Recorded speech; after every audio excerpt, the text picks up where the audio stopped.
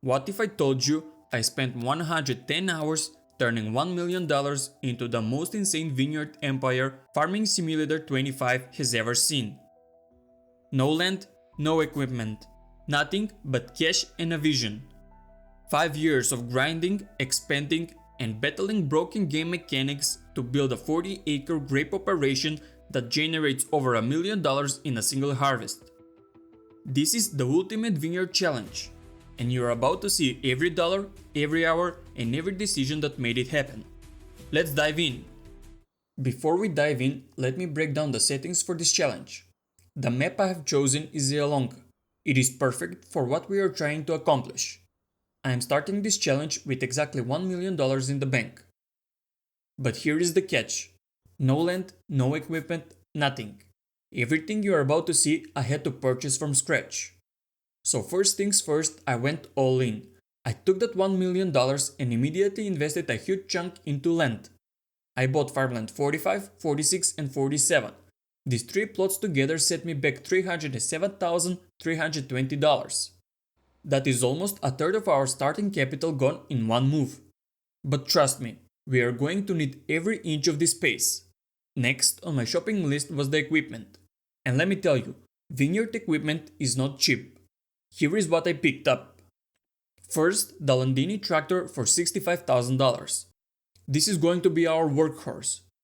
Then I grabbed the grape trailer for $39,000, because we will need somewhere to put all those grapes when harvest time comes. A pruner set me back $22,000, the mulcher was actually one of the cheaper items at $4,500, cultivator for $7,500, a sprayer for $28,000, which is absolutely essential for fertilization. And finally, the big one, the grape harvester for $242,000. Yeah, you heard that right, almost $250,000 just for the harvest alone. Altogether, I dropped $408,000 on equipment. Add that to the land purchased and we are already down to about $285,000 from our original million. With all the equipment purchased, I transported everything to my main farm, which is Farmland 45.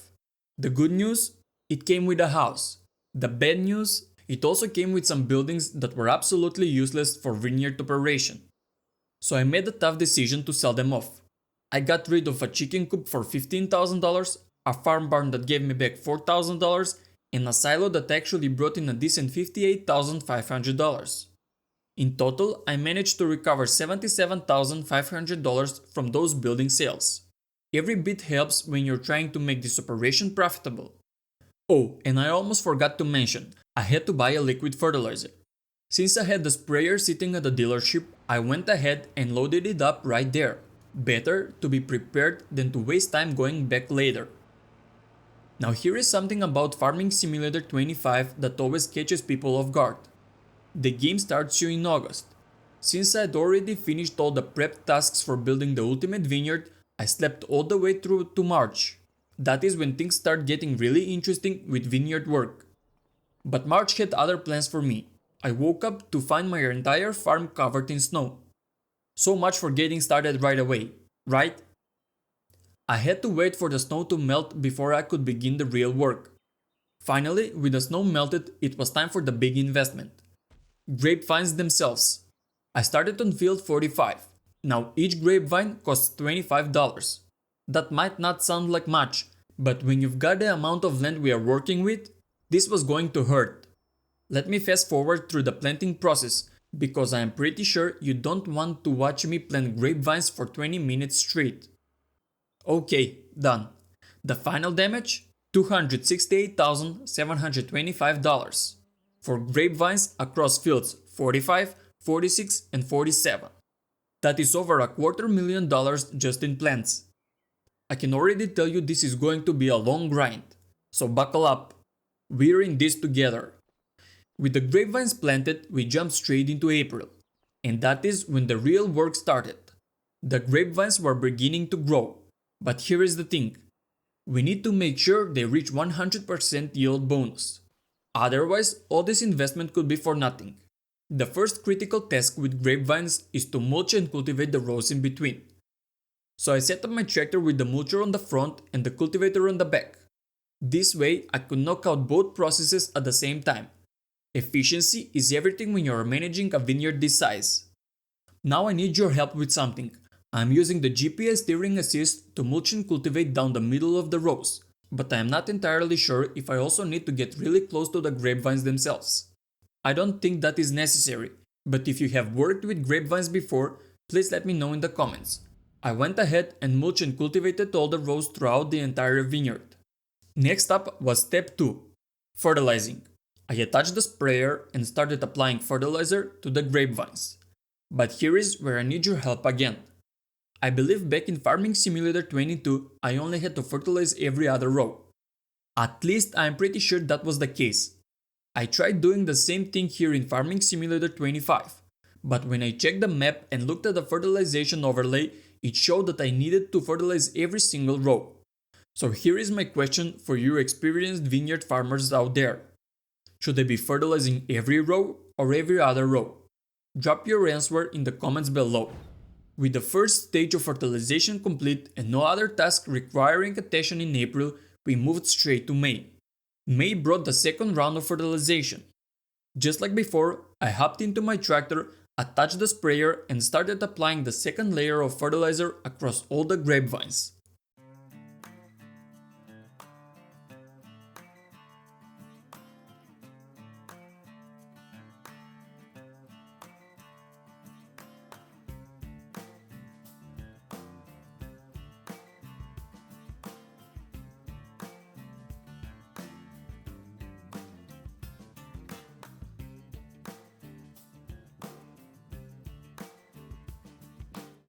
And with that finished, the heavy lifting was done. No more work needed on the vineyard for now. All we could do was wait and hope that everything we'd done was correct. We fast forward to July, and look at this. The grapes have started growing on the grapevines. Finally, our hard work is starting to pay off. Well, not quite yet actually. We still haven't made a single dollar back from this massive investment. But seeing those grapes appear, that is the first real sign that we are on the right track. Finally, after months of waiting, the grapes have grown and it is time for our first harvest. No time to waste. I immediately jumped into the harvester and started bringing in the grapes. This is our maiden harvest, and I am expecting to get a decent amount of grapes and earn our first real dollars from this vineyard operation. Let me finish up the harvest first, and I will get back to you with the full results. But before that, we need to transport this last full trailer. We are looking at 12,000 liters of grapes that need to go straight to the train station where I will be selling them.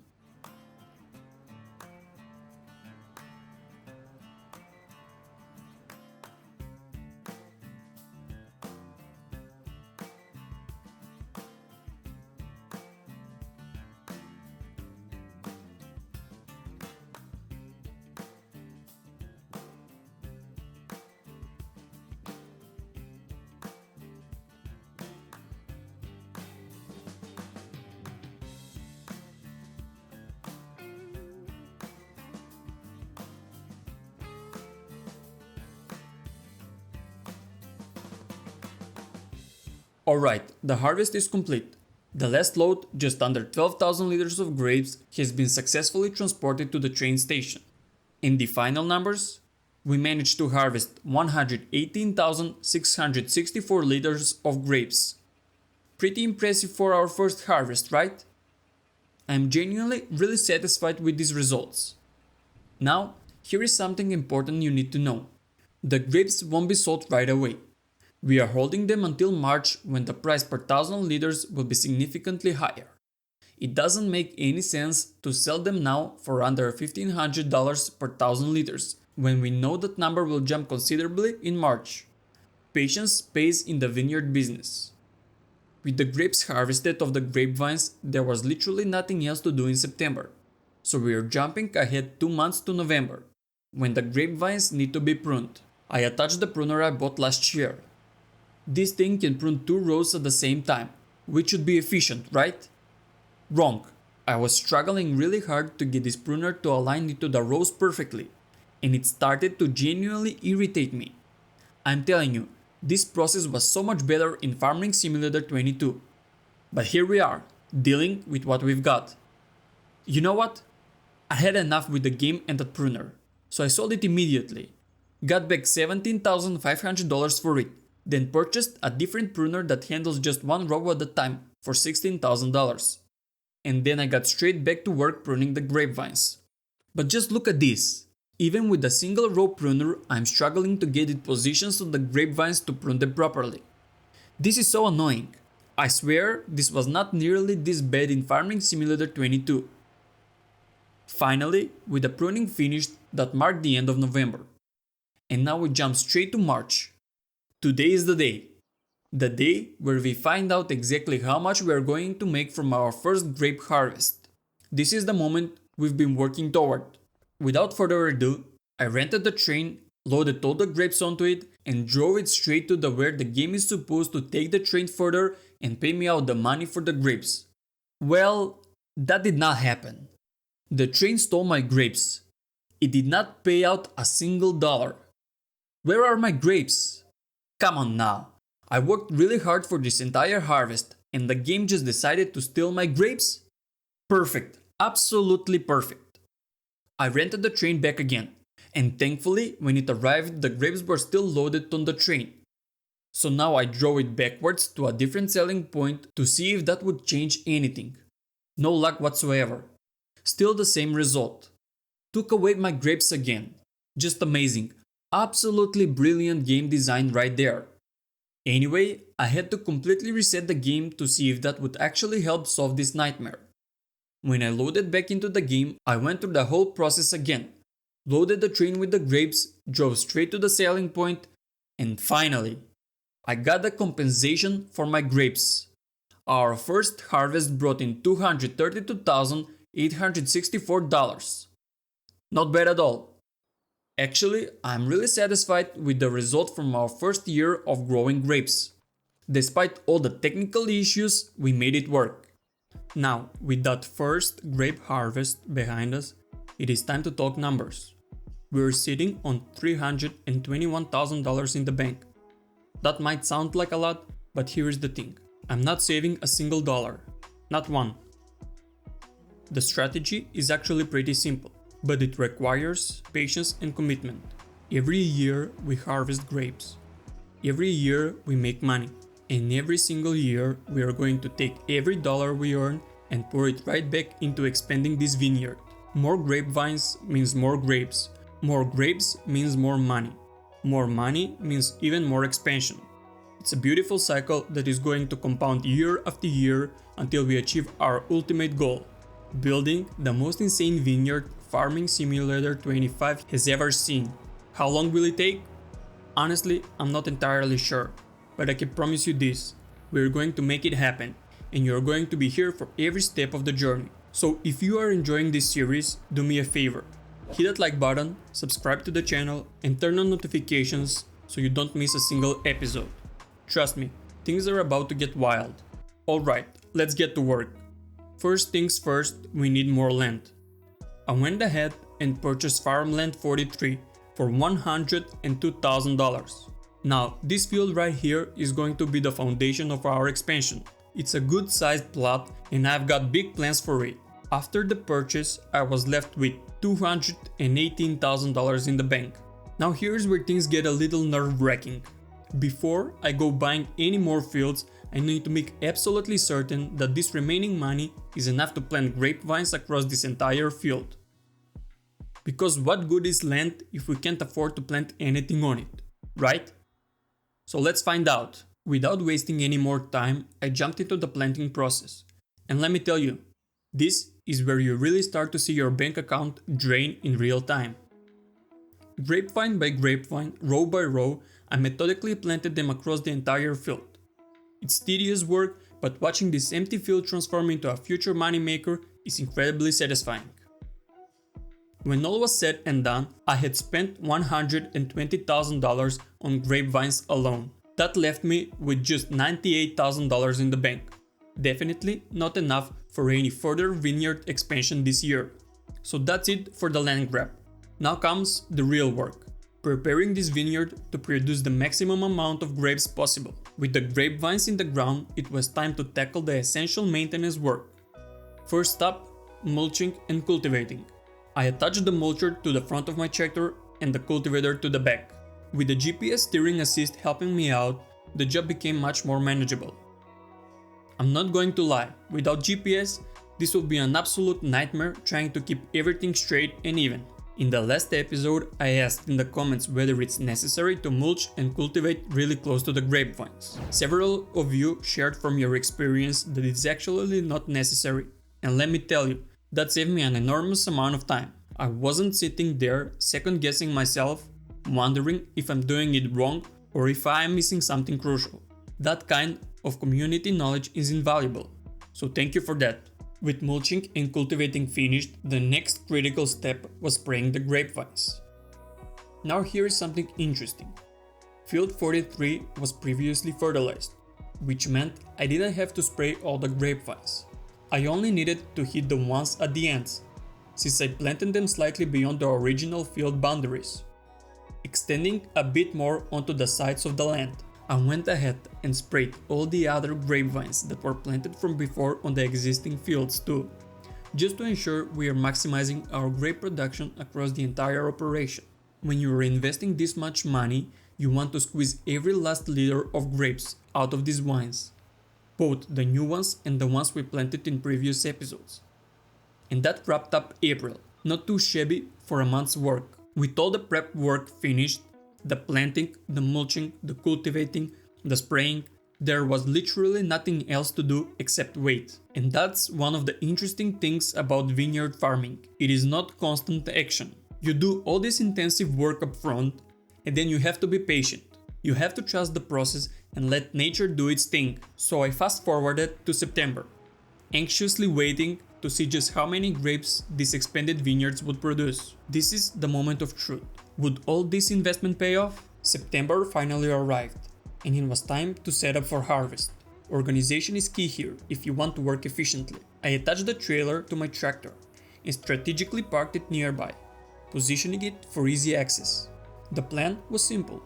Once the harvester gets full of grapes, I can quickly dump them into the trailer without wasting time driving back and forth. With everything in position, I climbed into my trusty grape harvester and fired it up. It was time to see what this expanded vineyard could really do. And so it began, harvesting the grapes grapevine by grapevine. Now, I'm not going to sugarcoat this. This process is painfully slow. It's not like harvesting wheat where you can just blast through a field in no time. Grape harvesting is methodical, deliberate, and honestly tests your patience. But here is the thing, it's also incredibly rewarding. Watching those grape bins fill up, knowing that each one represents money in the bank, makes every minute worth it. And then something hilarious happened that I have to tell you about. When I first planted these grapevines, I placed some of them closer to the sidewalk without really thinking about it. Well, during harvest, there were people walking by, and they literally just stopped and stood there, blocking my path, waiting for me to move the harvester so they could continue their walk. And I'm sitting there thinking, hello there? What are you waiting for? You can walk around the harvester, you know? What are you staring at? I'm working here. I'm harvesting grapes. Where do you even need to go that badly? You know what? You can wait. I've got things to do. I'll move when I'm good and ready. But eventually, I moved the harvester, and they continued on their way. Virtual pedestrians, am I right? Anyway, back to the serious business. The harvesting continued, and I had to make multiple trips back and forth from the vineyard to the train station to transport all these grapes. We're not talking about a single trailer load here. This is serious volume. And this right here, this is my absolute last load. 12,000 liters of grapes being transported to the train station, where they'll sit and wait. See, here is the strategic part. I'm not selling these grapes in September. No way. In March, the price per 1,000 liters of grapes is significantly higher, so we are playing the long game here, storing everything and waiting for premium prices. When I tailed everything up, the numbers were impressive. I managed to harvest 171,561 liters of grapes. Let me put that in perspective for you. That's 52,897 liters more than last year's harvest. The Vineyard expansion is really showing results. This isn't just a marginal increase. This is a substantial jump in production that proves our strategy is working. Now comes the hard part, waiting until March to see exactly how much money these extra liters of grapes will bring us. But trust me, the anticipation is building. Before we could move forward though, there was some housekeeping to handle. First on the agenda, I needed to repair my tractor. After all those hours of work, it was running at reduced horsepower, and that was making everything slower and less efficient. I took it in for repairs, and the bill came just a little over $2,000. Honestly, that's not bad at all, considering how many hours I've logged with this tractor. It's been the workhorse of this entire operation, and keeping it in top condition is essential. With the tractor running like new again, it was time to tackle the next task. And now we arrive at one of the most tedious, annoying, mid-numbing things you can possibly do in Farming Simulator 25. I'm talking of course about pruning. I genuinely hate the pruning system in Farming Simulator 25. I really do. It was so much better, so much more intuitive and less frustrating in Farming Simulator 22. But here we are, and the grapevines needed to be pruned whether I like it or not. So no more complaining, I just had to get it done. I worked my way through the entire vineyard, pruning each grapevine to prepare them for the next growing season. It is essential maintenance that you simply cannot skip if you want your vines to produce properly. With the pruning finally finished, and believe me, it took way longer than I would have liked, the grapevines were ready to grow again. And with that, we had absolutely nothing else to do. So I did what any sensible virtual farmer would do. I slept all the way through the remaining months, straight to March. This is it. This is the moment we have been building toward. After all the expansion, all the work, all the waiting, we are about to find out exactly how much money this enlarged vineyard is going to make us. I headed to the train station, my heart racing a little with anticipation. This was going to tell us whether all that investment was truly worth it. At the station, I rented the train. Now, if you watched the last episode, you'll remember that the train had some technical difficulties. Let's just say it had a bad habit of stealing my grapes, which was not exactly ideal. So, as I loaded all the grapes onto the train this time, I was cautiously optimistic but also slightly nervous. Please, train, don't betray me again. With everything loaded, I climbed into the engine and drove the train straight toward the selling point. This is always the longest journey because you're sitting there, watching the countryside go by, wondering if everything is going to work properly. And then, success! Thankfully, this time the train behaved itself and didn't steal a single grape. All our produce made it safely to the selling point. Now for the moment of truth. I pulled up the sales screen and we made $336,800. That's absolutely amazing. Let me break down what this means. That's $104,000 more than last year's harvest. The vineyard expansion was absolutely, without a doubt, worth every penny we invested. The strategy is working. The numbers don't lie. We are scaling this operation exactly the way we planned, and the returns are real. And now, check this out. We are sitting on $426,800, ready for the next expansion phase. That is nearly $500,000 that we can pour right back into making this vineyard even bigger and more profitable. But anyway, with all that capital burning a hole in our pocket, it's time to make it work for us. First things first, I needed more land. So I pulled the trigger and bought Farmland 42 for $93,000. The plan? Plant grapevines across this entire field. See how much money we have left over and figure out if we can push even further with another expansion this same year. So without wasting any time, I started planting the grapevines on Farmland 42. But here is the key. I strategically combined these new rows with the existing grapevines on Farmland 41. Why? Because we can't afford to leave any dead space. Every single square meter of land needs to be maximized if we are going to build the ultimate vineyard in Farming Simulator 25. No wasted space, no inefficiency. Just pure grape growing optimization. Now I'm going to spare you watching me plant every single vine row by row. Let me fast forward through this and get back to you once it's done. Alright, we're back. The grapevines are now fully planted across Farmland 42. And while I was at it, I noticed we had some extra space on Farmland 47. So I squeezed in 2 more rows there as well. Cannot let that land go to waste. With all that planting wrapped up, let's check the bank account. We are now sitting on $198,000. That's still a healthy chunk of change, which means, you guessed it, we can expand even more. So I immediately went ahead and purchased Farmland 41 for $115,000. Now here is where things got interesting. I started planting grapevines across this field, but I could only plant about half of it before the money ran out. I was down to just $9,800, and I knew I had to keep that reserve for the essentials. Equipment maintenance, fuel, fertilizer, all that good stuff that keeps this operation running smoothly. With all the planting finished in March, we fast forward straight into April. And this is where the real vineyard works begins. The grapevines are in the ground, but now they need care.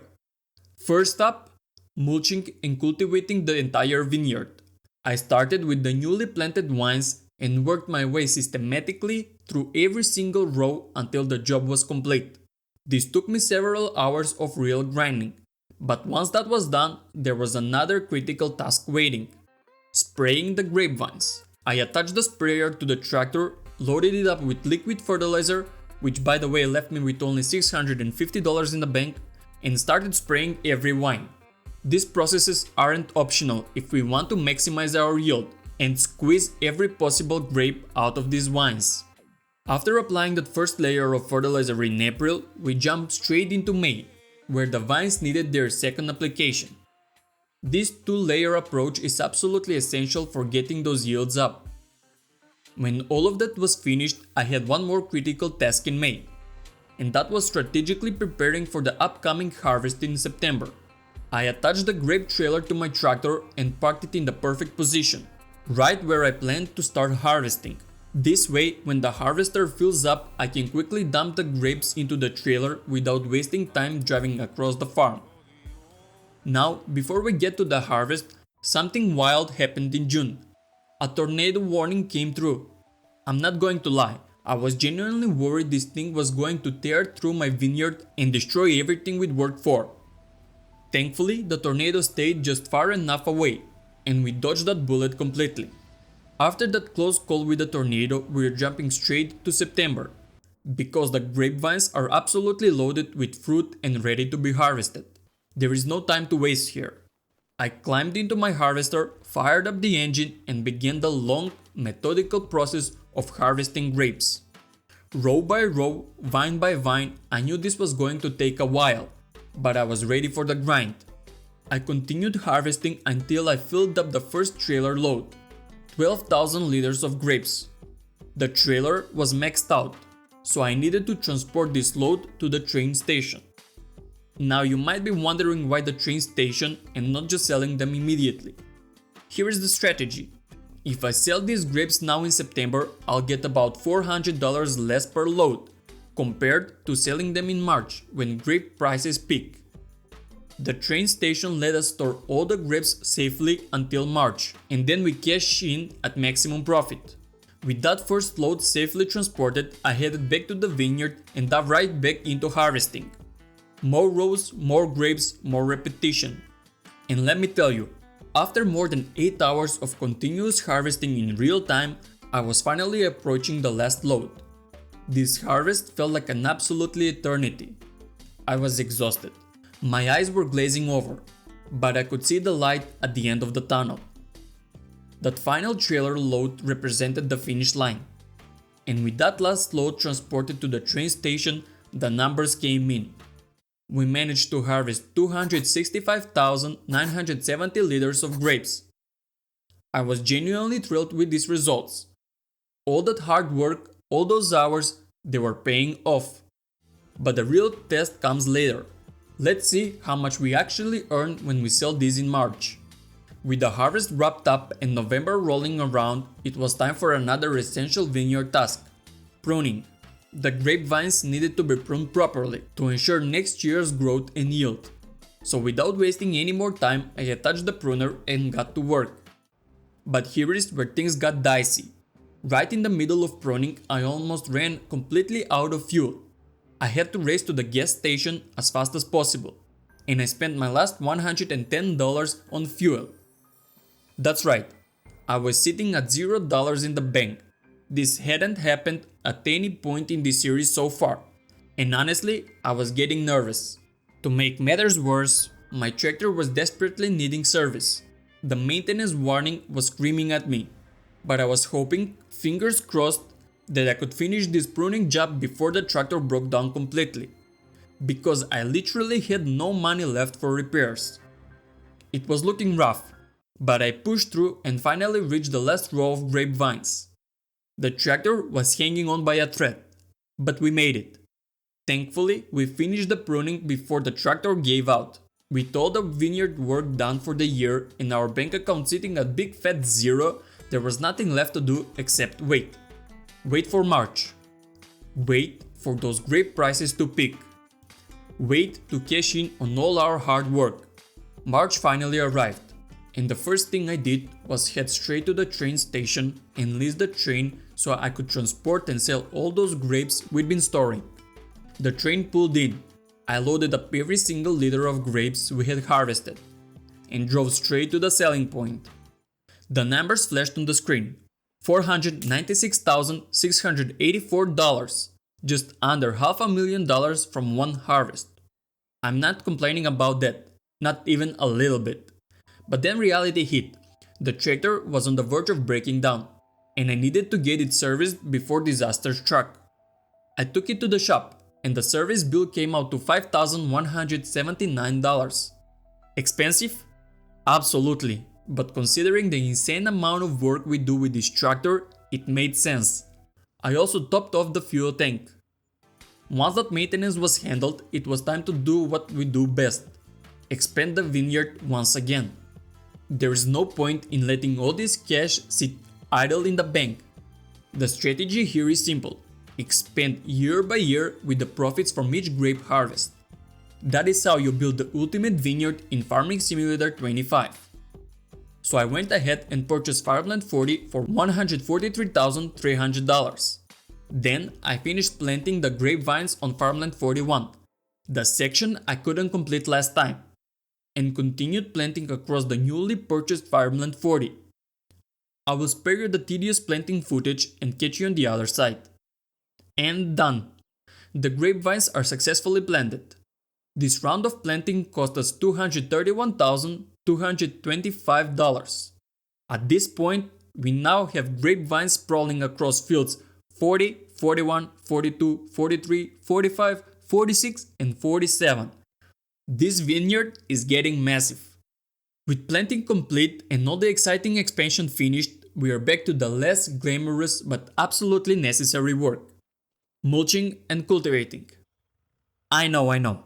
It's not the most thrilling content, but this work is critical if we want maximum grape production when harvest time rolls round. Let me knock this out and I will catch you in a few hours. Well, for me it's a few hours, for you it will be just a few seconds. Let's get to work. It took about 4 hours, but the job is done. Next up, as always, is spraying the grapevines with fertilizer. You've seen me do this routine multiple times now, but that's just the nature of vineyard management. It's methodical, it's repetitive, but it works. Let's skip ahead through the spraying and I will catch you in September when the real action happens: harvest time. September rolled around and the grapevines are absolutely bursting with grapes, ready for harvest. Let's not waste another second. Time to get to work. I fired up the harvester and started cutting through the newly planted grapevines. I was genuinely curious. With this major expansion, how many grapes are we going to pull in this year? Let's find out. I continued harvesting, and after about an hour, I had filled up 12,000 liters of grapes in the trailer. Made a trip to the train station to dump the load, and then something caught my attention. A problem. The harvester needed service. Now you might be looking at the wrench icon thinking, that doesn't look that bad. But here is what was happening. At a certain point, when your harvester needs maintenance, it starts harvesting significantly fewer grapes per vine. Instead of getting 22 grapes per grapevine like I should, I was only getting somewhere between 18 and 20. That is a huge loss when you're dealing with this scale. I couldn't afford to lose thousands of liters of grapes just because I delayed maintenance. So I took it to the shop immediately and spent $4,744 on service. Expensive, but absolutely necessary. With the harvester running at full efficiency again, I got back to work. After 4 more hours of solid harvesting, I finally reached the last row. With the final row cleared and the last load transported, the numbers came in. 367,185 liters of grapes. That is more than 100,000 liters more than last year's harvest. The expansion is seriously paying off. With the harvest behind us, the next step, you already know what's coming, pruning time. So as I had done before, I attached the pruner to the back of the tractor and started the process. But here is where things get interesting. You might remember from previous episodes that I was genuinely annoyed with how difficult and tedious the pruning was. Well, it turns out I was doing it completely wrong this whole time. While having the pruner attached to the back seemed easier initially, I discovered a much better method. I attached the pruner to the front of the tractor this time and switched from third-person view to first-person cabin view. This makes it so much easier to align the pruner perfectly with the grapevines, because you can see everything up close and personal. If you're struggling with pruning like I was, seriously try this method out. It has been a game changer for me, and now I'm finishing the pruning way faster than before. With the pruning complete and all vineyard work from the year wrapped up, we fast forward to March. As always, I rented the train, loaded up the first batch of grapes. The train can only hold 300,000 liters at a time, and sold it for $564,176. Pretty solid. Then I headed back to the station, rented the train again, and sold the remaining grapes for $126,354. In total, we earned $690,531 from this harvest. But here is the kicker. Since we didn't invest every dollar last year, our bank account is now sitting at $783,553. That is serious expansion money. So naturally, I went straight into buying more land. I purchased farmland 48 for just under $230,000. Now before I buy any more land, I want to plant grapevines on this field first and see exactly how much it costs so I can plan the rest of my expansion properly. One thing I'm doing differently on this field, I'm not planting grapevines end to end. I'm leaving a gap in the middle of the field. Why? Because when I'm harvesting, I can unload the grapes right there in the middle without having to exit the road, drive around and come back in over and over. According to my calculations, we will harvest around 2,500 liters by the time we reach the middle of the field. And the harvester holds 3,100 liters, so it is perfect timing. After some time, the planting on farmland 48 was complete, and we had $266,300 left in the bank for more expansion. I didn't have enough for another massive expansion like farmland 48, so I made a strategic move. I bought farmland 31 for $64,500 and planted grapevines across it. Then I purchased farmland 30 for $52,400. Planted vines there as well, and we were back down to $36,500 in the bank. That money isn't enough for another land purchase, and I need to keep it reserved for vehicle maintenance, fuel, fertilizer, and all other operating expenses. The vineyard is significantly bigger than when we started, which means expenses are going to be much higher going forward. So let's not bore you with all the routine vineyard work. You already know the drill. I jumped ahead to April and started with mulching and cultivating, beginning with the newly planted grapevines. This process took about 6 hours in real life to complete, and I can already imagine the harvest is going to take even longer. But I believe it is going to be worth it in the end. After that, I spread the vines twice to maximize the yield. And when everything was said and done, we jumped straight ahead to September. Before the harvest began, I needed to handle vehicle maintenance first. I serviced the tractor, fueled it up, attached the trailer, and parked it strategically near the first grapevines I'd be harvesting. Then I fired up the harvester and started the process, beginning with the newly planted grapevines on Farmlet 31. After some time harvesting, I loaded up the first batch of 12,000 liters and transported it to the train station. Now I am going to spare you a lot of time here, because this vineyard is now spread across 40 acres, and the harvest is going to take an absolutely absurd amount of time. So I'll catch you a little later. Let me get to work. After 14 hours of harvesting and transporting 500,000 liters of grapes to the train station, I ran into a major problem. The train station can only hold a maximum of 500,000 liters of crops, and I still had more grapevines to harvest. Since I couldn't store any more grapes until March, I had to make a tough decision. Sell the remaining grapes now in September. The price wasn't great, but there was literally no other option. So I continued harvesting, loaded up the trailer, and sold the leftover grapes at the supermarket.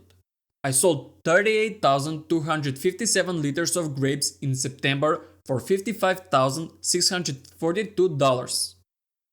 Not ideal, but it is what it is. With the harvest finally complete and some money in the bank, I went ahead and fueled up the tractor and serviced it because November was coming. November arrived, I completed the pruning and then jumped straight to March to sell the massive stockpile of grapes. I leased the train, and on the first trip, I loaded up 300,000 liters of grapes and made $584,341. On the second trip, I loaded the remaining 200,000 liters of grapes and made $389,345. So in total, from the 500,000 liters stored at the train station plus the grapes we sold in September, we made $1,029,328. Over $1 million in a single year. Absolutely insane. And there it is, from 0 to 40 acres and over $1 million in annual revenue. We turned an empty bank account and a crazy idea into the ultimate vineyard empire in Farming Simulator 25. And it took 110 hours of real grinding to make it happen. But here is what I want to know from you. Should we keep going? Should we push this to 10 years and see just how massive we can make this operation? Drop a comment below and let me know if you want to see this vineyard grow even bigger. And if you enjoyed watching this journey unfold, smash that like button, subscribe to the channel and turn on notifications so you don't miss what comes next. Oh, and YouTube is recommending another video for you right now. Go check it out. Thanks for watching and I'll see you in the next one.